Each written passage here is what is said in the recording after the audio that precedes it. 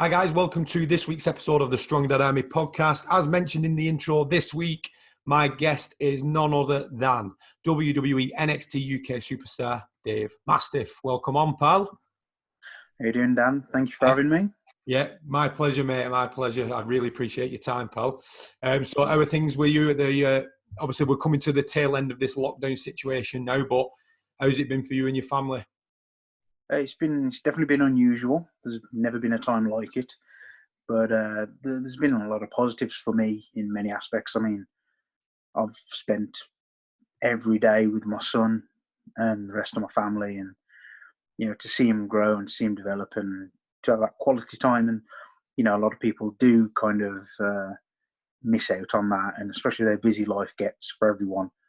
It's on reflection, it's nice to have, even though there's been, I'm sure everybody out there has thought there's been times when, they think, oh, when's this going to be over? And I just want 5 minutes peace, or I want to get back to normal and stuff. But on reflection, it's been pretty good, pretty positive. Nice, good. I'm glad to hear it, mate. Glad to hear it. But obviously, because of the situation, which, we'll get into your career in a bit, but no doubt things have slowed down on the wrestling front for you, have they? Completely no sort of training or anything like that? No, we haven't been able to do anything in ring and train. Obviously, we've not been able to tape any shows or anything of that nature. Mm-hmm. We've literally been meeting up once or twice a week and discussing, old matches, techniques. We've still been working and we've still been meeting up and putting our creative heads together as groups and things like that. So it has been, there has been development, and we have been working, but it's just not quite the same when, of course, when our end product is putting on a show and performing for people. It's not quite the same to not be able to do it. And that's the thing, innit? You can talk about it all you want, I suppose, can't you? But it comes down to when you actually put the show on, doesn't it? For the fans and obviously you practice and everything as well. Yeah, exactly. So it's all the culmination of everything we do. I mean, you've seen our weeks at the PC, where we're working hard, busting our guts and things like that, and to then go and tape television at the end of that week is it's the culmination. It's the grand finale of that week of hard work, and that's just 1 week out of every other week that we've been going through for as long as we've been doing it individually. Obviously, I've been doing it a long time, and it's another chapter in the book, so to speak. Yeah, and that's the thing. I think I'm maybe getting ahead of myself here, but just when you mentioned about the performance center, so I think what a lot of people don't realize going on behind the scenes, and this would have been the same for me before I started getting involved and helping out with the coaching of some of you guys down there, is that when you do these tapings on like a Friday or a Saturday night, you've actually been training the whole week beforehand. So it's not just like you turn up on Friday, you've had a nice week taking it easy. You've been busting your asses in the gym, literally busting your asses in the gym, in ring sessions. Like I said, I've been stood on the gym floor with Sean Hayes training you guys and girls in the gym section. Hear all this banging and clanging in the rings behind me, and I'm turning around thinking, what was that? And then it's, we've got someone like yourself or whoever flinging someone to the other side of the ring, and I'm thinking, these guys have got to do a show at the weekend as well. It's no wonder there's so many injuries. It's a seriously physical sport, man.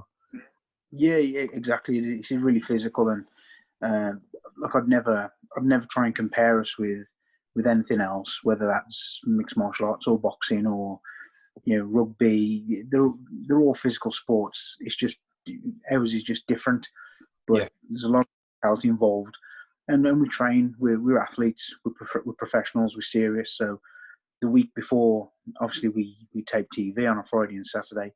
We'll be down at the PC from the previous Sunday. We're having all our medicals done, all our checks done to make sure we're healthy. And then we engage in a full week where we've got ring training every day. We're in the gym every day with yourself and Sean.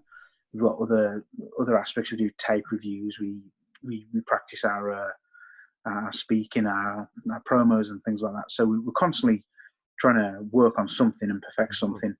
And if it's not mentally tough, it's physically tough. But, we all, well, speaking for myself and probably speaking for everyone else, we love what we do, and we wouldn't change a damn thing about it. Yeah. And there's such a good vibe going on when we're all there, and we all meet up for these fun camps, and everybody just wants to push each other. Everybody wants to get better, and whether that's just in the gym hitting new numbers, or whether that's being more creative in the ring and stepping up that intensity. And that's what, that's what improves you as an athlete, no matter what your discipline, by having, really driven peers around you and pushing and working with each other. Practice and practice and practice, isn't it? Yeah. So, going way back, mate, to your childhood, then, if that's all right with you, pal. So, what sort of a kid were you? Were you a good kid, or were you a bit of a tearaway? What was life growing up for you like? I was a good kid, really. I had two older brothers that were much older than me, so they kept me in check, and I had no reason to be off the rails. Yeah. My life existed of playing football, riding my bike, and dabbling with any other sport possible. I just wanted to be outdoors always. Yeah. I was almost a latchdoor kid, so I'd come back from school, get changed, get out there, have a time to come back from the tea, come and eat my tea, get straight back out, and have a time to come back. And I just couldn't get enough of being outdoors. And just for me, playing sports and stuff was the biggest part of my life. And I've played all sorts of sports and tried them all. And for me, I think for life in general, I think sport is the greatest education you could have, because it teaches you so much about yourself and about the way the world works, in terms of being goal orientated and having desire to succeed, working with others in a team, and being able to communicate with them and things like that. It's and also, just like I say, having that pushing through mental blocks and things like that, and proving to yourself that you can do things that you didn't think you could, or maybe even other people didn't think you could. And I had a great childhood. My parents were really supportive of me, and we weren't rich. We were a working class family here in the Black Country, but I needed for nothing, and I didn't want much either. So it was a pretty good childhood for me. Good stuff, man. So, at what point did wrestling start to become part of your life? Not even necessarily, from a physical standpoint, as in actually getting involved in it, but were you one of these like myself? Saw your first wrestling show at like, say, 6 or something. I think mine was something like WrestleMania 6 or something like that. It was one of the first ones I can recall seeing when I was probably, I don't know, 8, 9 years old, if that. Yeah, I'm very similar. That kind of generation. I think my first show I remember seeing on television was the 1992 Royal Rumble with Ric Flair. Yeah. He won it. I don't want to give anybody spoilers out there, but it was almost 30 years ago. Yeah. But he was doing that whole rolling out under the bottom rope as opposed to being thrown over the top to save himself. And I remember being sat there with my mom, and my mom getting agitated by it, and I was getting agitated. Like screaming at the television. I think I was just hooked in from that moment, and from there I actually watched the weekly episodes of like Superstars on Sky One. And when we went on holiday to the British holiday camps, there'd always be wrestling on at least once a week, sometimes twice. And I'd make sure I'd go and watch the shows and just watch the British guys. And then I remember I was taken at a similar age to see a British show at Town Hall, where I saw Big Daddy and Haystacks and things like that. So it was from about that age, become part of my life, and that stayed with me until I was about 12. And when I was at secondary school, it kind of drifted away for a short while, and other things took over. Football mainly. I always liked football anyway, but football kind of took a prominent role in my life. And nobody really seemed to watch wrestling or like wrestling for those couple of years between 12 and 14, 15. And then one day I just heard a guy in my class start talking about, I think it was SummerSlam 1998. And he was talking about someone else. My ears perked up, and I thought, people still watch that. And I listened in, and when I went down that night, I found the repeat on Sky TV and put it on. And that was the Attitude Era, and I was just hooked straight back into those kind of characters and all that kind of chicanery. It was a real eye-opener for me then, and I was straight back hooked, and here I am 20 years later, and loving it still. Yeah, good stuff, man. So how did it come about then? Did was there a local sort of wrestling club, or was it something you had to travel to get involved with? How did getting involved in wrestling come about for you? Well, it was. I think when I was like 15, maybe, just coming up to leaving school, and every Friday night we used to have Raw on TV on Sky Sports from 10 till 12, and I used to stay up and watch that till midnight, and then I'd go to bed. I'd wake up at 5 and I'd go to work with my brother. I was like, from the age of 13, I'd go to work with my brother and clean cars and check them over and stuff like that to get a bit of pocket money for myself. And I just remember being sat there one night. I would have been probably 15, and I was just watching Raw, and it just kind of dawned on me for some reason at that moment that these guys were adults and they were doing this for a living. And I just thought, that looks like a hell of a way to make a living. Seeing the world and performing in front of thousands of people, it just clicked with me. So from there, I kind of started doing my research and trying to find a wrestling school or a wrestling club in Britain. Yeah. And at that time, there was only really two clubs, and there was one in Ashford, Kent, and there was one in Portsmouth. And being in the Midlands at 15 and 16, I wasn't going to be allowed to get the train down there by myself and stuff. So I kind of had to bide my time a little bit, but I kept my ear open. And I actually saw an advert for a training school for a wrestling club at a local leisure centre. Right. And I used to play squash with my brother there a couple of times a week. Saw a poster and I thought, that can't be right, surely. Took the phone number down, gave it a call, and they said, yeah, we're here on Sundays, 12 till 5. Nice. Come on down.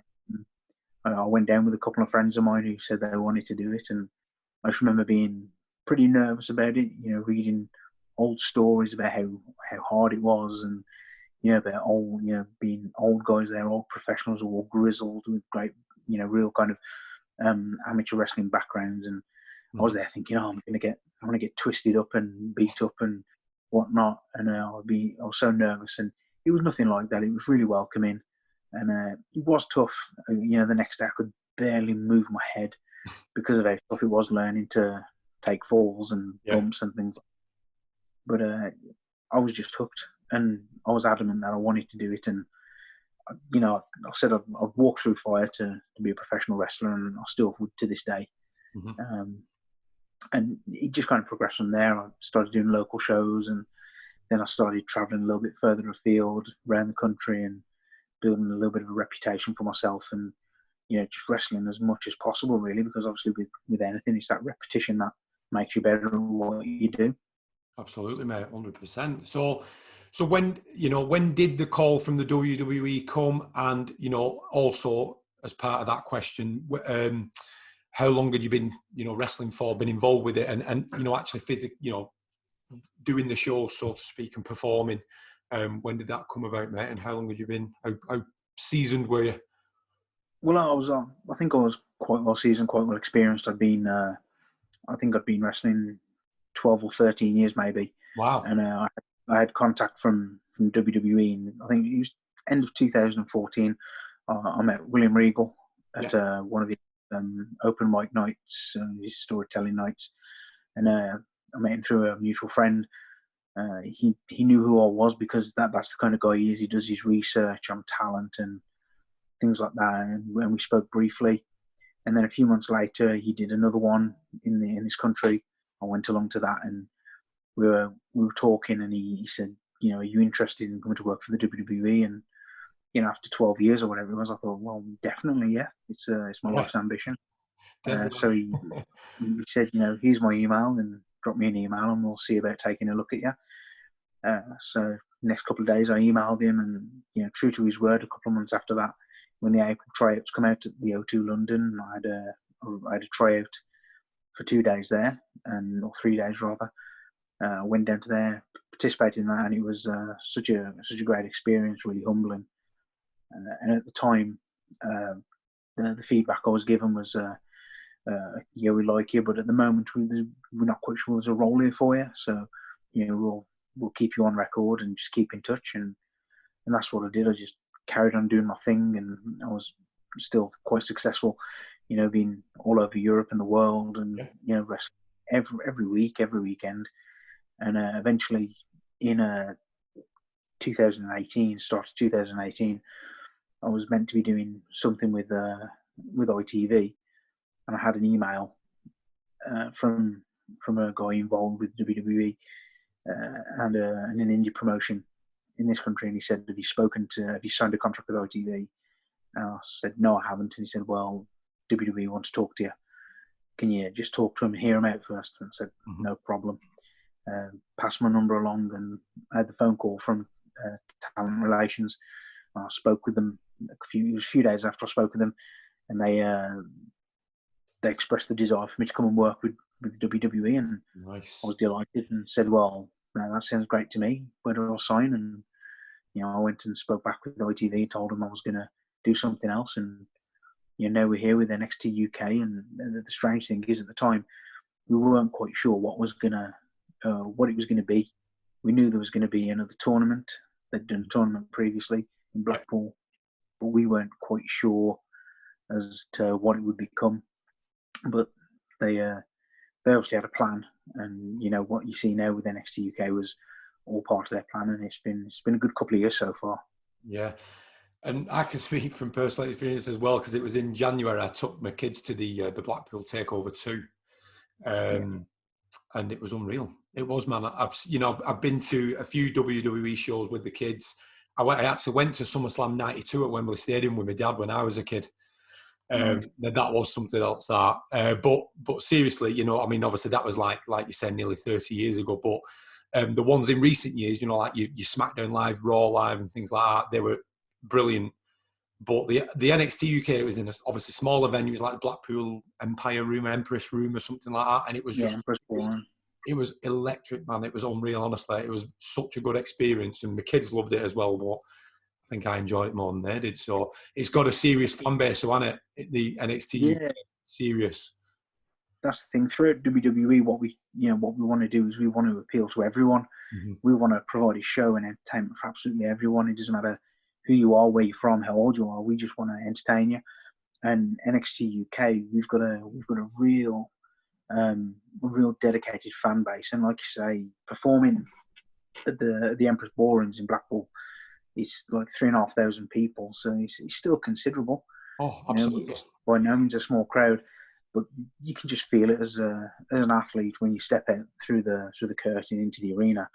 You can just feel it. You can cut it with a knife. It's just it's something else. It makes the hair stand up on your arms and the back of your neck. That's a feeling that if I could bottle it and sell it, I'd be a multi-millionaire, because it's something else. Just the best feeling in the world. Nice. So as you mentioned before, you've got a little lad. So how do you find, because most people probably appreciate that in a profession like yours, there's a lot of traveling involved. So how do you manage to sort of balance that work and life? And obviously, I don't doubt there's times when you have to be out on the road, but what sort of struggles do you find with that, with not only your son, but with your partner and everything, and the rest of your family? Well, it's the thing is, I'd say the job is definitely unusual, but it's something that I'm comfortable with. I've been doing it for such a long time that all the travel and stuff is part of the excitement. But now with my son, who's 2, it just means a little bit of readjustment. But I stay at home as much as I can. Yeah. So so I'll travel to and from the PC daily, because I just want that time with him. Mm-hmm. You only get it once, so if that means I only get 45 minutes with him on an evening when I get back from work, that's 45 minutes that I can just dedicate to him. Mm-hmm. Where shower him and read to him, watch something on telly with him, play a game with him, let him have his bottle and take him to bed and fall asleep. And that's more important to me than anything. And even though it's just 45 minutes, that counts. That's time well spent. That's a good investment in my life, I feel. And there are times when I have to stay away, but again, it's part of just the balance and the rest of the time that I'm able to be here and to be a father and to be a partner and things like that. I'll put as much effort into all of that stuff as I do my career. So it might be burning the candle at both ends a little bit, but I don't want to regret anything when, Absolutely, mate. when I'm on my deathbed. I don't want to think, oh, I wish I would have spent, that day with my son or something like that, or I should have done this when my son asked me, because I will do that when my son asks me, and it's just I get to provide a brilliant life for them. I have a slightly unusual job. Hopefully, when my son's a bit older, he'll think it's a cool job, Yeah, and all day. hopefully he's proud of me, because I've got no doubt. I've got no doubt I'll be proud of him when he's older and stuff like that. And seeing it, like I say, being in lockdown, seeing him grow, seeing his development is just it's once in a lifetime, and it's it's the best thing I'll ever do.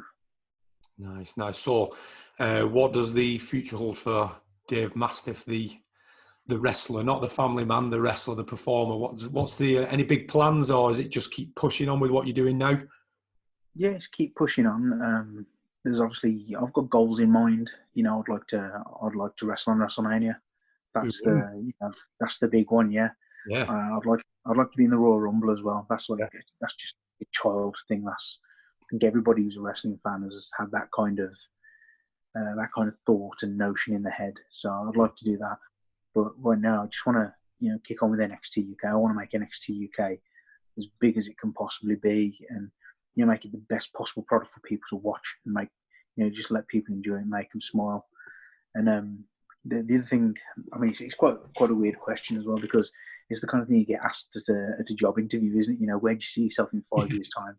Yeah. But all these people that answer that question, wherever they see themselves in 5 years' time, they're never there, are they? There's always something different about it. So, and I was told once that life is what happens when you spend your days being busy making plans. Mm-hmm. So it just passes you by.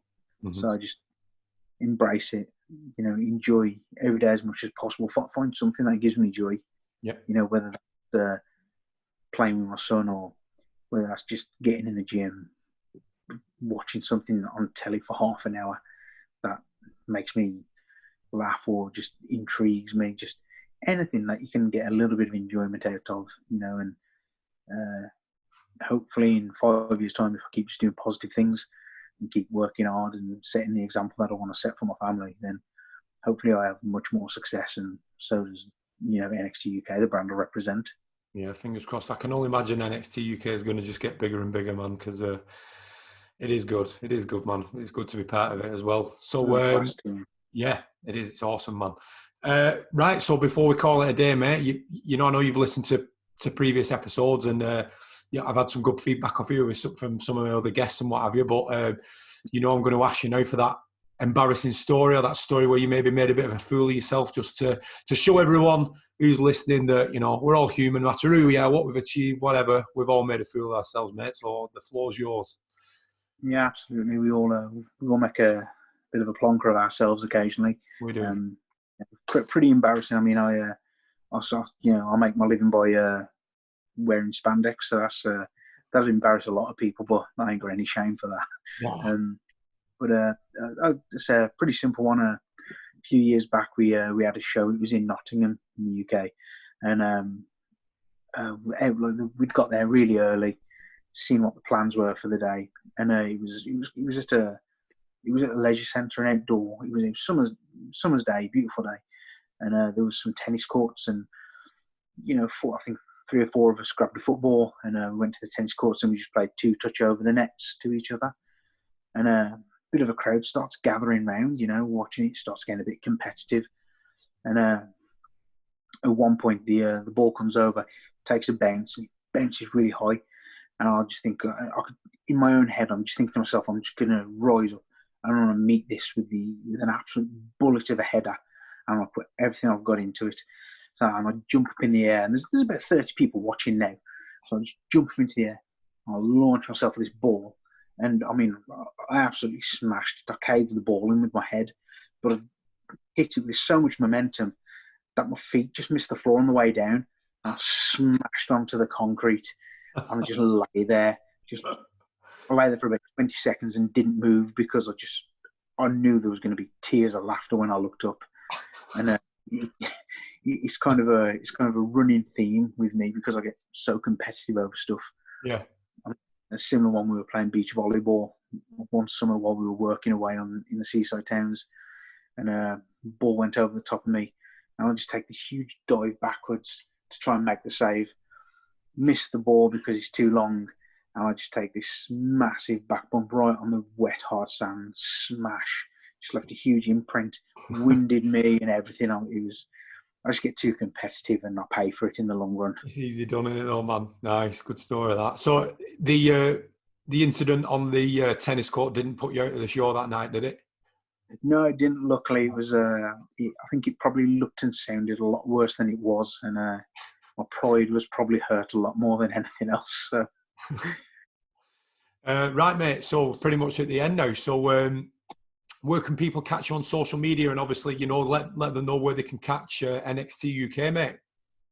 NXT UK, we're on BT Sport every Thursday night. We have repeats on Paramount as well. Over the weekend, myself, I'm on Instagram, Real Dave Mastiff. I'm on Twitter as Dave Mastiff, and my Facebook page is the official Dave Mastiff. I try and post regularly and give some content semi-regularly when I get around to it, but it's I don't like spending my life with my phone in my hand, so no. I do my best. But maybe there's something interesting occasionally from me. Nice. Right, mate. Thank you very much for your time. I know you're a busy guy, and I'll let you get back to your family. So thanks for coming on again, mate, and hopefully we can maybe do this again in future. And fingers crossed, I'll see you soon down at the Performance Centre. Hopefully so, mate. It'd be good to get back and see everybody. So thanks for having me, mate. Take it easy, brother. I'll speak to you soon. Take it easy.